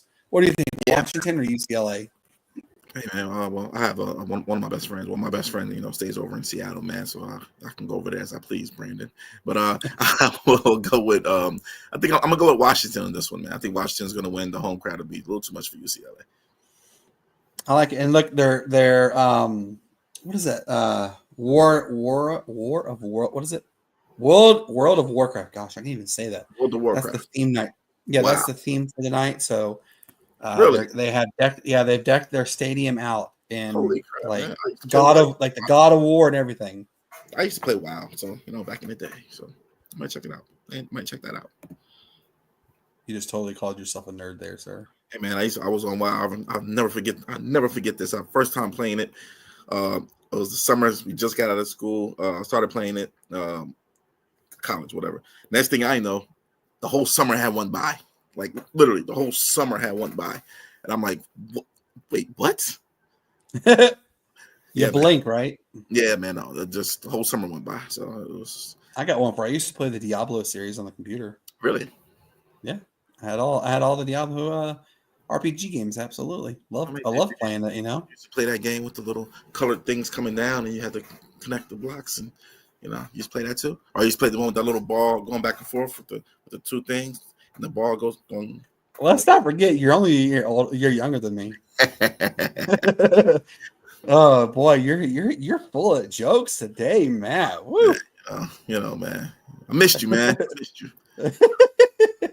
Hey, Matt, I gotta quickly shout out. We have 127 people watching tonight. Thank you guys so much for watching us. Obviously there's so many other things you could be doing on a Friday night. And Matt, our friend Abe just said we're a few hours away from this stupid fight, but you guys have chosen to watch us. Thank you so much. We really appreciate it. And Matt, I got to give you an update. We're at 10,387 views of our episode. Hey guys, if you missed the episode, Matt is going to officially get caught up and upload it onto Spotify, Apple Podcasts, and iHeartRadio. It will be on there. It's with our good friend, Craig Angeles, the athletic director of the University of Hawaii. Twitter, you guys have blown like crazy up. Matt, I don't know if I told you, but Big Ten Network on Twitter reposted our story. And they reached out. I guess they must have reached out to Craig as well. And he confirmed the Hawaii Nike deal because they posted it as well. And I mean, dude, like, I'm so proud that we got the news before anybody else about Nike and Hawaii. I'm so excited about it, Yeah, man. That was a good look, man. That was a good look. I'm glad he revealed it on this particular show. But I mean, hey, man, it just shows, man. You guys love quality, quality sports talk, and thank you so much again. All right, Matt, let's continue on with the fun part. Look. He said Abe just gave us a really good one. Colorado's playing host to Utah. Utah, first off, you're right. Don't do what the athletic director did. He went off on the refereeing. And if you look at like the post-game meetup, BYU's coach, like he of course, he takes his hat off, which is traditional for Polynesian people, to say good game and stuff, right? Well, he the athletic director is going like screaming and yelling at the referees, and the referees said there was unsportsmanlike contact, but the game was over, so it didn't matter. Like that was weird too, and that he said that. But don't do that. Does Utah, have saving grace and pull an upset against Colorado? Or does Colorado just wax the floor with Utah? I think Utah's going to make this a game. But I see Colorado pulling away at the end, man. I can see Colorado winning this one 34-28. Ooh, I can see Colorado winning 34. I think 34-21 is what I'm thinking. Okay. But you're right. Utah could make it a little interesting. All right, so now let's travel to the ACC. Clemson, they did what Clemson normally does. They Clemsoned. They fumbled against Louisville. They're playing up in Pittsburgh at Pitt. Look, Pitt is a surprising team. Yes, they absolutely are, but they're not an offensive juggernaut. They're kind of like a defensive just get by kind of thing. I think Clemson has a wake-up call. I think Cade Klubnik could go for, 325 yards and 5 touchdowns. And I think Clemson really blows the socks off of Pittsburgh. I know it's traditionally been close, but there have been those games in between where Clemson just beats the snot out of them. So I think Clemson wins like 38-20. What do you think? I agree with you. I think Clemson comes through and they make a statement here, man. I think Klubnik does have a good game. Him and Phil Maffa, I think they'll have a really, really, really, really good game today. Tomorrow. Tomorrow. Yeah, man. So I can see Clemson winning here 35-20. And just so you know, Matt, Maffa's only 28 yards away from 1,000-yard season, so he's really turned it on this year. So I like that. I like how things are going. I think Clemson finishes 10-2. I think they face SMU in the ACC championship. That's my thoughts. Okay, I agree. All right, so we've talked about them all season. Navy, they're playing host to number 25 Tulane. I think Tulane is going to be too much and too fast for Navy.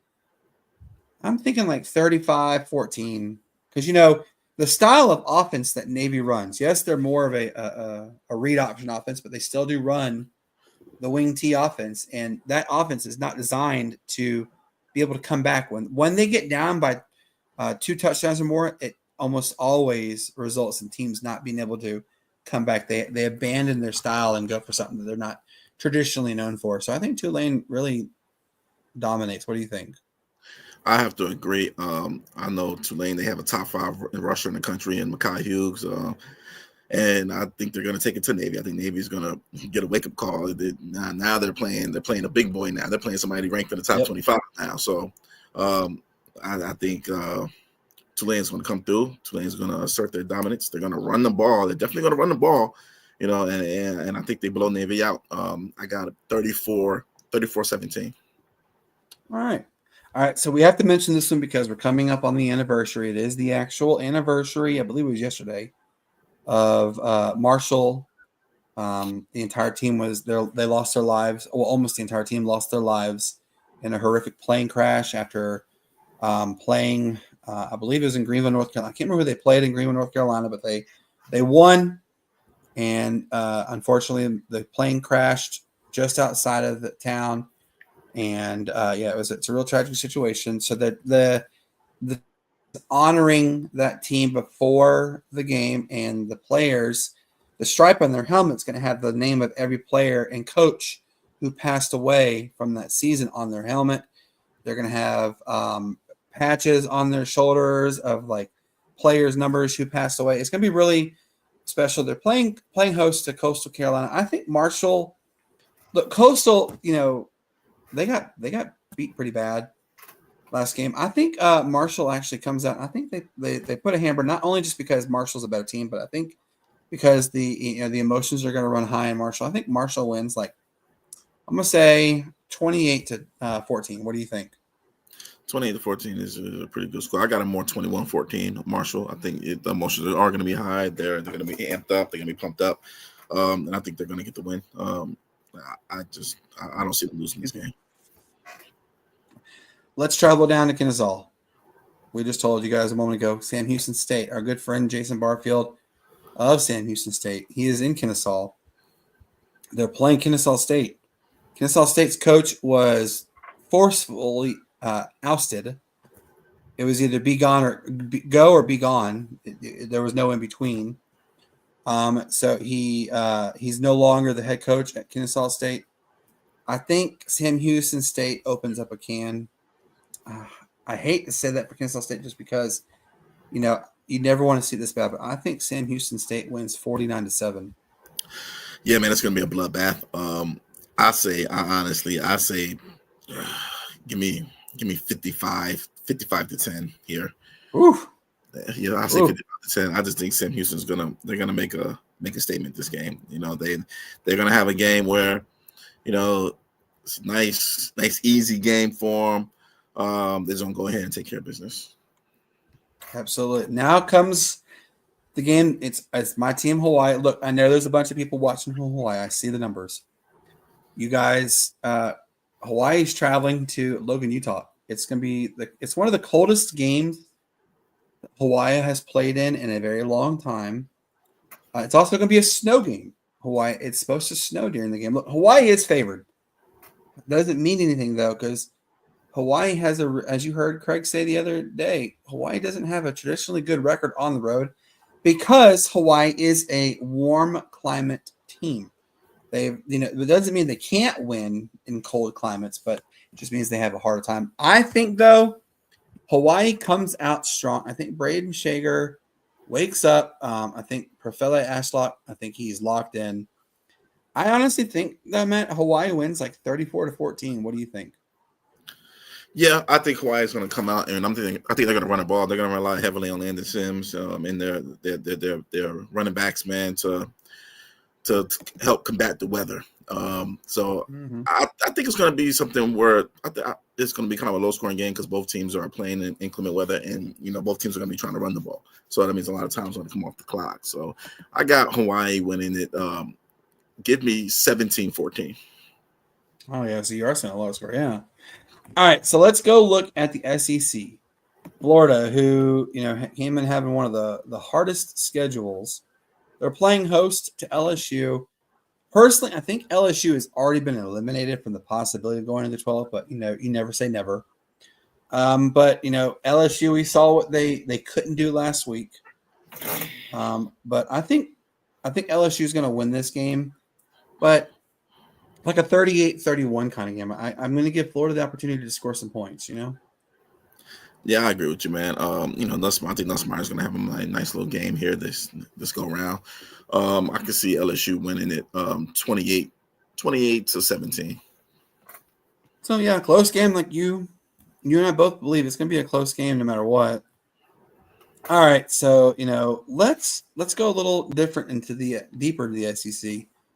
Missouri, they're traveling to Columbia. Look, South Carolina. We have said this so many times. They're the most consistent, inconsistent team there is, and you really don't know which South Carolina team. Now, look, if South Carolina comes out guns blazing, they have a good chance. But you also have to remember, even if South Carolina comes out guns blazing, if Missouri comes out gun blazing, it's going to be a back and forth battle. I think it's going to be a very close game. I'm going to give my hat, though, to Missouri, but I think it's going to be like a 34-38 kind of score. I think Missouri wins by 4. What do you think? I agree. I think I like Missouri's defense in this one, but I also think it's going to be close, and I think Missouri is going to win on a walk-off field goal. I think it's going to be one of those games that just goes back and forth. Turnover. One team might turn it over, the other team might turn it over. One team scores, the other team scores. It's just going to be that type of game. It's that time of the year, man. It's that time of the year for it. So I see Missouri pulling it out. Let's do 24-21. 24-21. Okay. Mizzou got it. All right, let's go look at San Jose. Our good friend Craig Stutzman, we had him on. They're playing host to Boise State. Abe just mentioned, their schedule has been significantly favorable for Boise. This game, however, though, if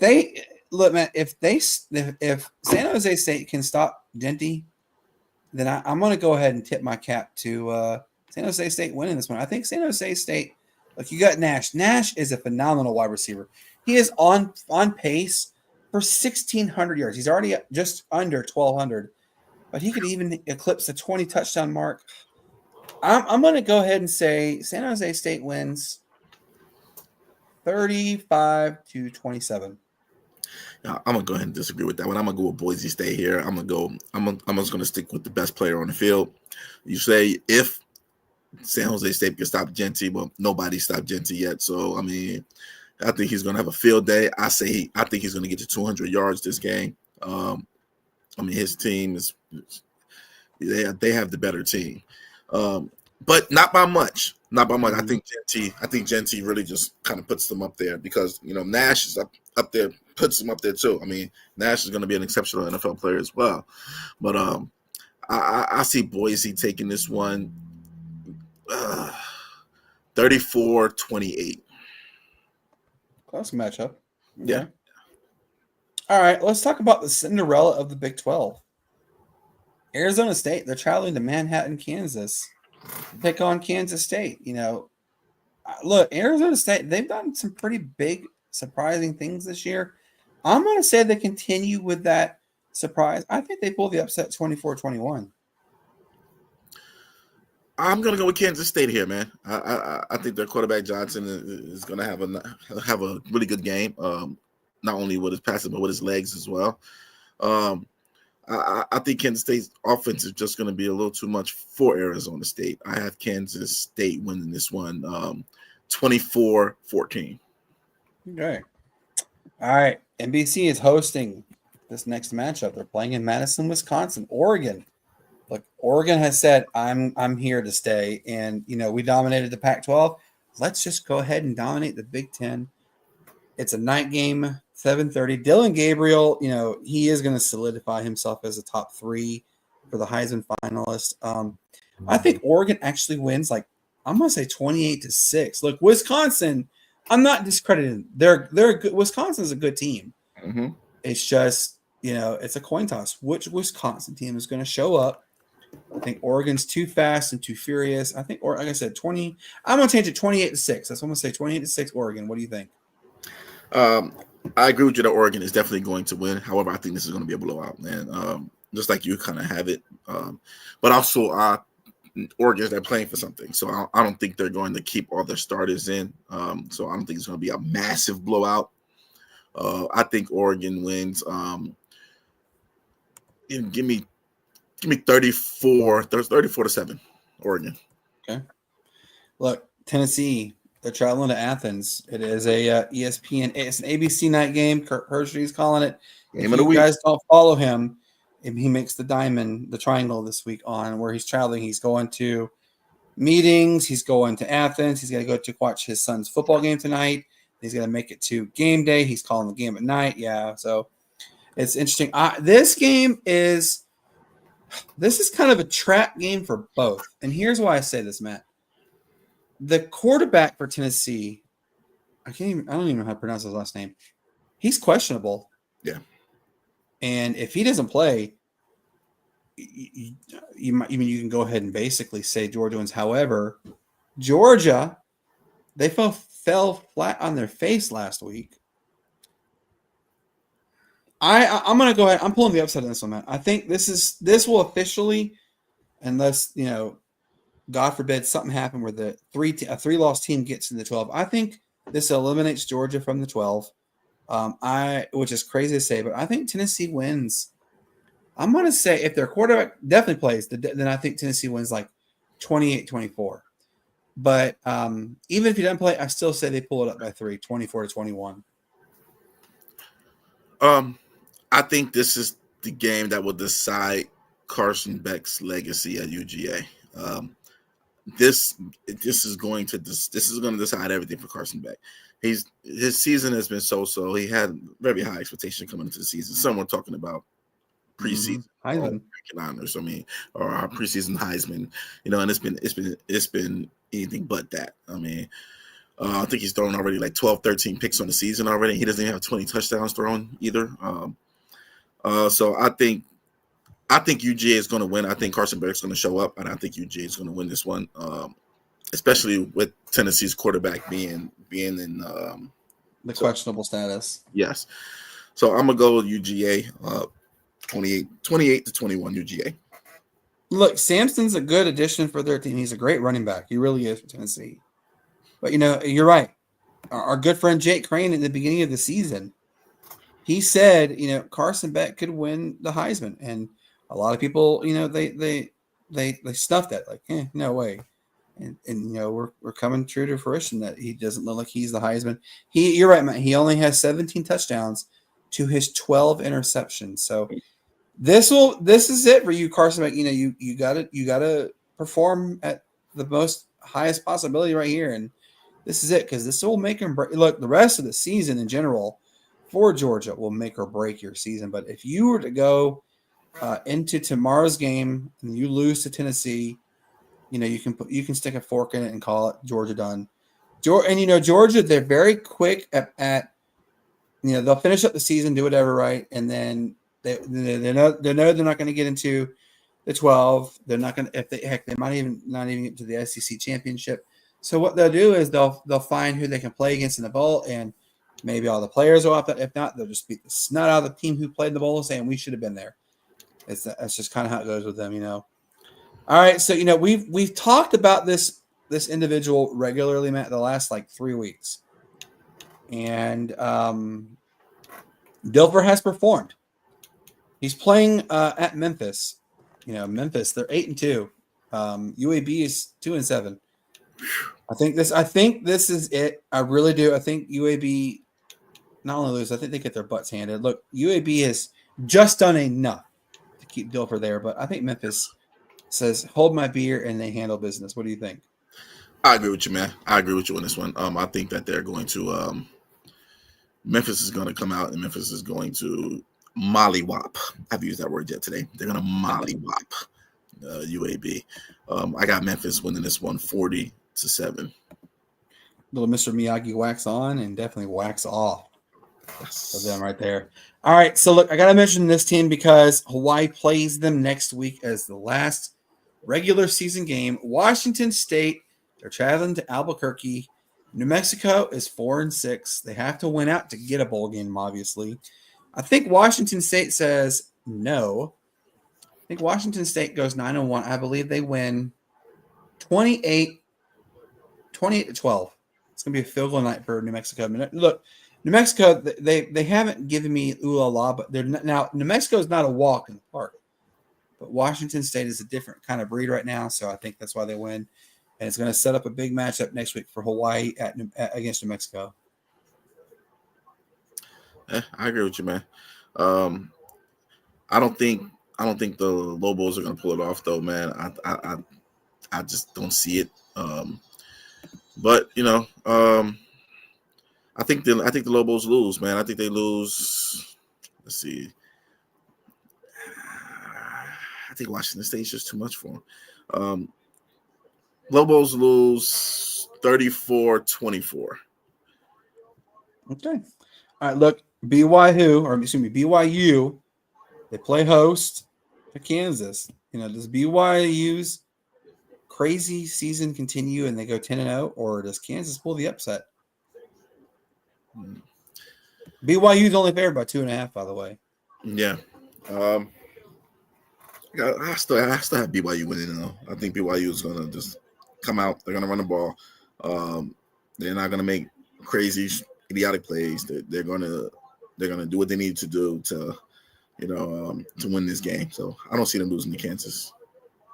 Rutzliff is going to make it interesting for BYU. I think he leads in the victory. I think this win pretty much solidifies BYU getting into the 12. I really do. But we'll see. I think BYU wins 48-14. Last game of the night, San Diego State. They travel to Las Vegas, Nevada. They're playing at Allegiant Stadium. Look where, the Raiders, the Yadas, they play. UNLV is 7-2. They're barely skating by it lately. They only won by 2 points last week against Hawaii, and that was on a fluke play. I think UNLV wins, Look, UNLV is favored by 21.5. I think UNLV only wins like by 2 touchdowns. Like I'm saying 28-14 UNLV. Actually, I'm right with you, 28-14, man. I think UNLV comes out. Again, they're gonna run the ball. They're gonna do what they need to do to win the game. And it's gonna be nothing further. But I got UNLV winning 28-14. Absolutely. All right, I'm just going to give you guys a quick update. The Tennessee quarterback is Lava, I think his name is. He is playing against Georgia. This has come on via ESPN. He will be playing, so I'm still sticking with Tennessee winning. And then also, Gino Auriemma ties the all-time wins record in D1 with his victory tonight. What do you think? Do you think Auriemma should go to not only the College Basketball Hall of Fame, but the General Hall of Fame? Yeah, I think he should go in the General Hall of Fame. The thing that he's done, the championships that he's produced, I mean, there was a point in time when UConn was the bee's knees for women's basketball in college. Everybody that you got your Diana Taurasi's, you have your Maya Moores, you have so many people that came from there, man, that it's just it's powerhouse. It's like the equivalent of Duke's men's basketball, kind of in the sense, if you want to look at it from a historic fact. And from last time I heard, Coach K was going into the Hall of Fame. So absolutely, and look, we're cheering up, we're cheering them on. It's gonna be a good year. How about this? The Atlanta Hawks, they are up by 12. Finally, have come back into the game, taking the lead over Washington. I think Atlanta wins. What do you think, Matt? Yeah, Atlanta wins. Trey's back. DeAndre Hunter's back. They got their front lineup back. And they've been looking good. Atlanta's been looking good, man. Richard Shays looked good. He had a 30-point outing a few games back. Followed with some duds, but hey, the potential's there. And the surprise of it all is Dyson Daniels. Dyson Daniels, yes, man, leading the league in scoring. I'm not leading the league. I'm sorry, not leading the league in scoring. Leading the league in steals. The game. He's leading in steals. And he's a dog defensively, but also he's showing that he has an offensive game. Like right now, he's leading them in scoring right now with his 19. So, man, I think this is. I think the Hawks have found their core, and I think they're going to only go up from here. How about this? Chicago was down significantly against the Cavs. Chicago's up. They've come back and they've taken the lead. So it's going to be a thrilling finish, to say the least, for the Cleveland-Chicago game. Stay tuned for that one. I'm looking forward to it. And, for real, folks, basketball's back. I'm excited. Matt, did you hear what the NBA is doing as a possible layout for the All-Star game? No, what are they doing? They're discussing. Good grief, I can't talk. They're in serious talks to do a tournament-style All-Star game. It is the format for the 2025 All-Star game will consist of 3 All-Star teams of 8 players each, and the winner of the Rising Stars game. So, what it's be? It's like the way it's gonna be is 1, 3, 2, 4. Winner moves on to the final round of the tournament. I like this. They're trying to make it interesting. They're trying to save the All-Star game, and I like this. What do you think? It's gonna be something new. I want to see now. I would have to see it on paper, so I would have to see somebody explain it in order to kind of get a good grasp on it. But we'll see. We'll see what happens. How about this? Hawks are up 22, by the way, folks. So they've really opened up can on Washington. Keep it going, Hawks. We're cheering you on. All right, guys. It's been a great. Oh, look, our good friend, Coach Vince. Coach Vince, how are you doing, sir? We actually mentioned you tonight, man. With our good friend Abe Gordon.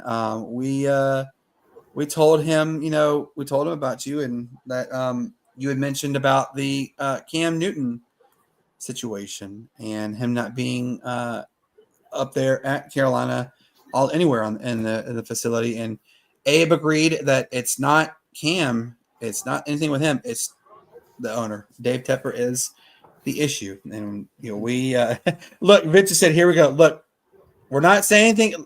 Matt, tell him we're not saying anything bad about Cam. We're saying it's Dave Tepper, the owner of the Carolina Panthers. He is the issue. And look, Vince, I'm gonna give you an example why he's the issue. All right.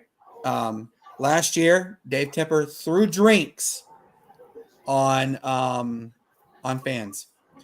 Dave Tepper goes to there's a restaurant in North Carolina that said don't Dave Tepper shouldn't do certain things, be an owner, not a GM, right? And he goes and he threatens to ruin their reputation, and then he knocks the hat off. Now look, I've never liked Cam Newton. I just never did. I didn't like him at Auburn. I didn't like him at Florida even. I didn't like him. I just don't like him. It's okay not to like certain players. I'm not discrediting. He was a good player. He actually was. He was a great player in college. He did great things for Auburn. He gave him a national championship. He did great things for Carolina. However, and Matt, you'll agree on this too, Cam Newton, what will sit over his head forever is his inability to dive on a fumble in the Super Bowl. Cam had when they were down by like how much? How much were they down by? I think it was like a touchdown or something like that. Was it a close game? I remember. I think it was a close game. I'd have to look back. I mean, it was 2015. I have to look back. But all Cam needed to do, dive on that ball. He would have then guaranteed solidifying himself as a Ring of Honor Hall of Famer for Carolina's Carolina Panthers. I look at it like this. I think he belongs in their Ring of Fame for Carolina. He's an NFL MVP. He brought his team. He almost led his team to an undefeated regular season. He's how many time Pro Bowler? I mean, I'm pretty sure it was over 5-6 time Pro Bowler. Yeah. He did great things. Yeah, I'm not saying anything bad. He did do great things. Most rushing touchdowns for a QB or something like that. He passed Michael Vick. Yeah, so I mean, he for no doubt I say he's going to be in their Hall of Fame, in their Ring of Fame, close to being a Hall of Fame player. Again, he was an NFL MVP, so he did put that team on his back, because I remember that was the year that Kelvin Benjamin got their wide receiver, the number one receiver, got hurt. Kelvin Benjamin was out for the year, so that was in preseason or beginning of the year, something close to that, and everybody thought they were done. But Cam did his thing. I'm glad we knocked him the hell out in game 15 or 16 of that season when he came on the Falcons and started doing that Superman stuff to the end zone, and Deion Jones knocked him the hell out. Even I saw something this past couple weeks ago. Even Cam Newton said he still ain't right from that hit from Deion Jones. So Deion Jones was a one of a kind linebacker, and he was a monster, man. He was a where monster. is he still in the league? Last time I saw he was in, yeah, that's what I was about to say. He was with the Browns. He's with the Browns, man. Also, unfortunately, he was a Pro Bowl linebacker for the Falcons as well. Yep. But you know what hurt him? Huh? What hurt him was his injuries. He got hurt a lot, and it cost him his time with Atlanta. Mm-hmm. It happens, man. It's just crazy how you're a Pro Bowl player, and then in a couple of years you're fizzled out and nobody knows where you are anymore. That's just NFL. Not like Devontae Freeman. Yeah, he was a hell of a running back. Did great things for Atlanta. Did good things for Baltimore even. Struggled everywhere else and just couldn't contain himself because he did suffer too many head injuries, and he's out of the league now. It's unfortunate. Vince just asked, what is up with this fight tonight? Look, I'm watching it right now. Right now it's Barrios versus Ramos. I mean, the undercards. It's a lot of undercards, man. Yeah. This fight ain't it's going to be a long time. I think 4 hours or something like that. This fight ain't happening until midnight. It ain't happening until around midnight. That's usually how these fights go. They don't happen until around midnight. I'm going to go ahead and I'm telling you this, Vince, and Matt's I think he agrees. We think Tyson's going to win. I think Tyson wins by knockout. Yeah, I think Paul gets his backside handed to him. His bell rung. Yes, it's the ball. But then again, I wouldn't be surprised if Jake Paul comes and knocks Tyson out. Again, Tyson is 60. He's 58. So I mean, he is 58. I mean, the chin isn't as strong. But he still looks like a raw specimen. Yeah, but even at his age, the chin isn't as strong. I mean, it's not. He's not as fast as he was. not as quick. You know, we all know a young Mike Tyson, it wouldn't be a contest. This will be over in the first 10, 15 seconds. First 10 seconds. Yeah, this will be Tyson, over. Boom. One time. Uppercut, Tyson's uppercut. Through the block. It'll go through the block. So, you know, man. Just I'm surprised he did not come out of the win. Dude, so from what I saw, and correct me if I'm wrong, Matt, Paul stepped on Tyson's foot. And that got obviously that upset him, and Tyson slapped the crap out of him. Is that right? I don't know if he stepped on his foot or not. I just know I saw a slap that connected. And usually those things are faking for show. But you know, we'll see. We'll see. He slapped. Fight is gonna be real, and it'll be interesting. All right, so let's okay, so Vince said he did. All right, I wanted to quickly look at the numbers for you before we go, because I want Vince to hear this too. By the way, Roswell is up 21-10. Keep it going, Hornets. Coach Phillips asked Matt if you were going to a couple games. I said I'll let him know. We should be going to a couple games while we're down there, just to let you know. All right, ladies and gentlemen, we are at a record, still growing, and it's still growing, okay? Matt, are you ready to hear this number? Yeah, go ahead. 11,381. Real numbers, folks. Let's get it. We are almost to 20. I am beyond excited for what has happened with our episode with the University of Hawaii. Yeah, yes, Vince. High school is still going on. Roswell just started. It's actually the first round just started this evening for Georgia. Roswell, there is no multiple sub-regions anymore. Now it's a lot, big hits? The knockout. He knocked him down. I'm watching the undercard fights. Hey, man, I like watching undercard fights, too. I have to turn it because it's on Netflix, and we have Netflix. But also, want to give a quick shout-out to our good friend, Matt Bob Spire. His team is in the second round. They're playing a very tough matchup. Congrats. So, I will keep you updated what's going on there. All right, guys, we have had so much fun.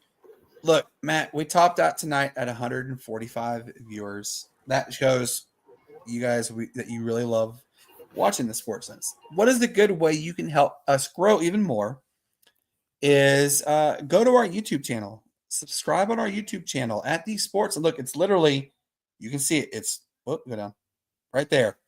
At the Sportz Nutz 176 on YouTube. Subscribe. It's the easiest way for us to keep track of everything. Thank you, Vince. We appreciate it. To keep track of everything. Look, go on our follow our Twitter page. Our Twitter page is blown up. We're at 340, and we're continuing to grow. Look, Vince, I don't know if I told you, we had the athletic director of the University of Hawaii on Wednesday. At peak, we topped out at 1,081 live viewers, and we're over 11,000 views tonight. I mean, total with that episode, so we're doing good. Keep it going. Guys, we are beyond excited with everything. Look, you see Matt's name over here, where to find him on Twitter, at Matty D. Thomas. Check him out. We got to get his booty going on the Twitter account, y'all. We got to really get it going. Let's get the followers going with him. You can find me. I'm on at the Sportz Nutz Twitter page. I'm also at Brandon J. Key. Look, I don't follow a lot on mine, but I do tag. But I do follow. I do a lot with the Sportz Nutz Twitter page. Go. Come on, folks. Get it going. Look, our Facebook page. We are only 2 away from 200. Let's get it, guys. With your help, we can get there. We love you guys. We've had so much fun with you all. Look, we are still growing, folks. Remember, guys, season 2 is coming to an end. It's rapidly coming to an end. Doesn't mean anything. We're only going to take 7 to 10 days off, and then we're coming back for season 3. Season 3 is going to be bigger, louder, better. We're going to have a new intro. Excuse me, I'm moving the camera, and I apologize. We're going to have a new intro, a new outro video. We're going to have even bigger guests.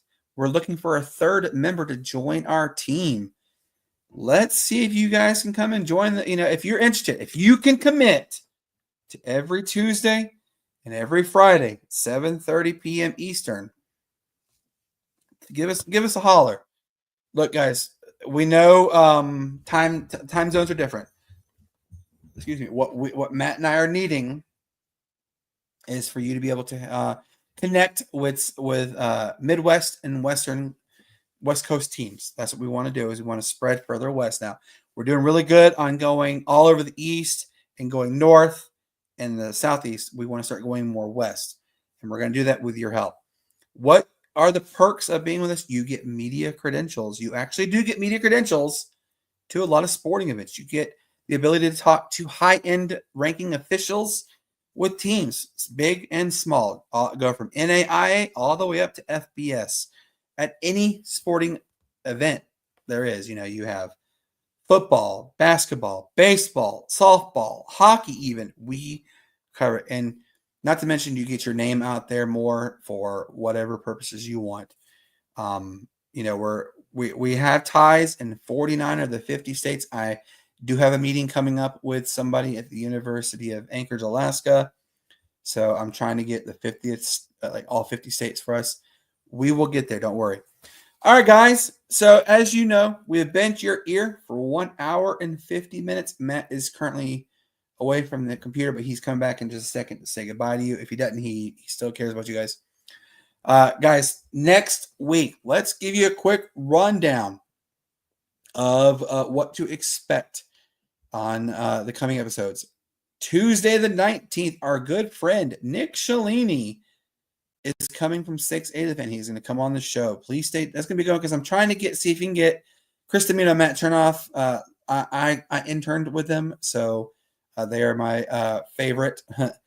And then the Friday the 22nd, we will have our good friend Shane Anderson of the Alabama Beaver coming on. And Matt might be at the same location with me because I am coming to Atlanta that next weekend. So Matt might be at my mom's house when we do the episode. If we do, let's just be ready for it. If not, Matt will host the episode. I will still be on there. It might be us traveling to Atlanta at that time. Let's see. Vince just said, I would like for you to bring this young lady on who makes her own sports drink and say, hey, send the information. Matt and I will gladly talk to her. We are looking for another sponsor. More sponsors, the better. We would be happy. Can't hear you. You're muted. All right, there we go. We would be happy to, talk monetary contributions, that kind of stuff. So we'll be happy to talk with her. Vince has a person he wants us to talk to who makes her own sports drinks and snacks. I told Vince, send her information to both you and me. We will reach out and get it going. Absolutely. Guys, like I said, we had a great episode. And Matt, the 22nd, as you know, we are coming down to Atlanta.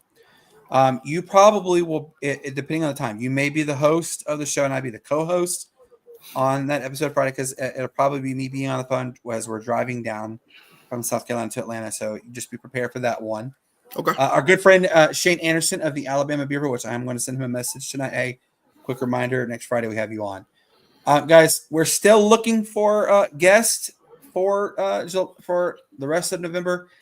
And then, like I said, we take a 7 to 10 day break. And then season 3 is going to come back and it's going to come loud and it's going to be coming in charge. Yeah. Matt, man, I told everybody what we're looking for. We're going to have a new intro. We're going to have a new outro video. Bigger guest, better guest, even than we have great guests now. We're going to have even bigger guests come on.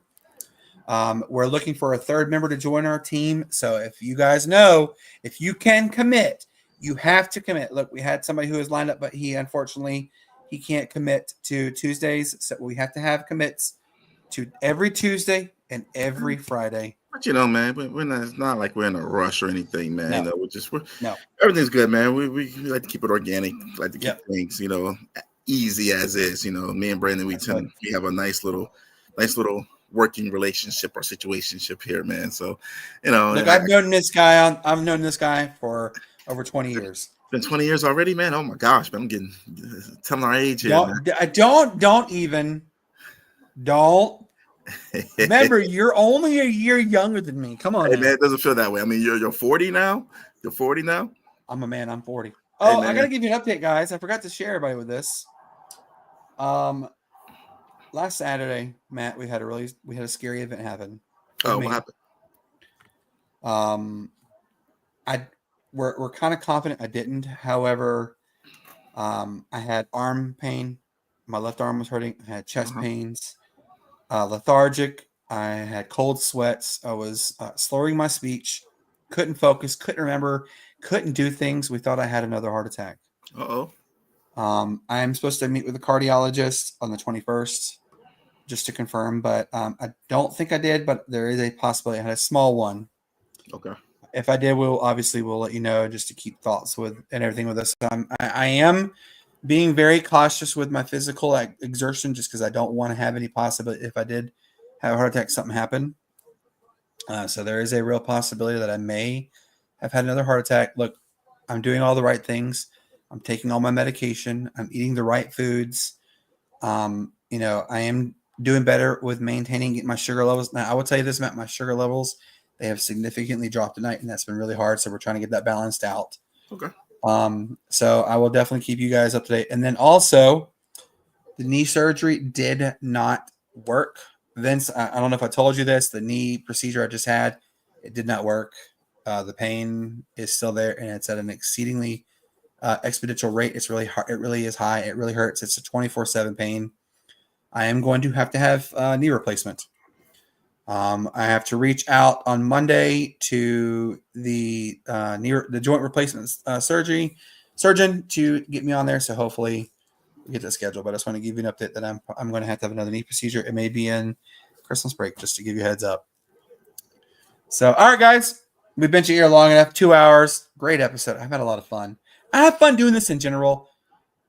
Thank you guys from the bottom of my heart. Thank Matt and I. We really do appreciate everything you guys do for us and continue watching our show. Hey, share the episode. It's on Facebook. It's on YouTube. It's on Twitter. Share it. Let's get Matt's goal of 20,000 views. We can do it with your help. With that being said, guys, for our good friend Abe Gordon of 92.9 The Game, who graciously stayed on our show and hung out with us and had a great time. Love having Abe come on. For this guy right here, my good friend Matt Thomas, I'm going to tell you guys, and Vince, I'm saying this to you right out loud and proud. Peace up, A-Town down. Why? Because it's the greatest sports city ever known to man. I had to throw that in there. Guys, we love you. We appreciate you. We thank you so, so much. With that being said, you ain't got to go home, but you got to get the heck up out of here. Hey, go enjoy the weekend. For most of the places they're going to be, it's going to be beautiful. It's going to be cold, but it's going to be beautiful. Enjoy the fight. And, guys, have fun, and we'll see you then. Until then, goodbye, and we'll see you on Tuesday. All right, guys. And don't get flagged. Don't get flagged. Yes.